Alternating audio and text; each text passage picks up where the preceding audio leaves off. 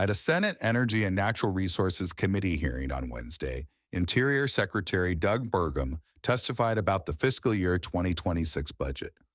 One of the central areas of focus is cutting the budget in America's national parks. Interior is also focused on streamlining our core business operations, which will result in dramatically improved efficiencies and lower cost for American taxpayers.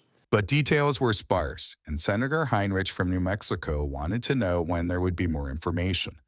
Burgum said getting the data to make decisions has been difficult. Our target would be to look at the places that have very low visitation. But even if you would ask a question like, hey, please give me the visitation by each of these over 400 sites, that there's numbers that they're not good data on that. So it's going to be difficult to make great decisions quickly.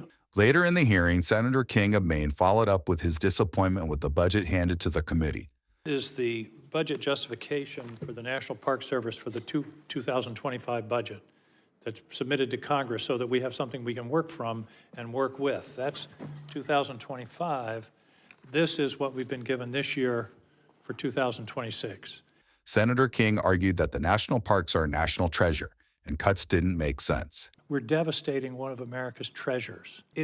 We all know the term bang for the buck. This is damage for the buck. This is huge damage to the Park Service for a very minimal return in terms of reduction of the deficit, reduction of our federal budget.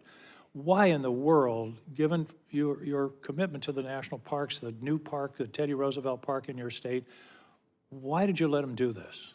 The Interior Secretary said flexible staffing might be one solution. He brought up Alaska's Kenai Fords as one example. This is a beautiful and amazing park. The road gets plowed in May. It snows over in November. This is a classic case where we need a lot of staffing. Cruise ships are stopping in Seward. They get hundreds of thousands of visitors over a 3-4 month period, and then in the wintertime, the visitor centers aren't even open.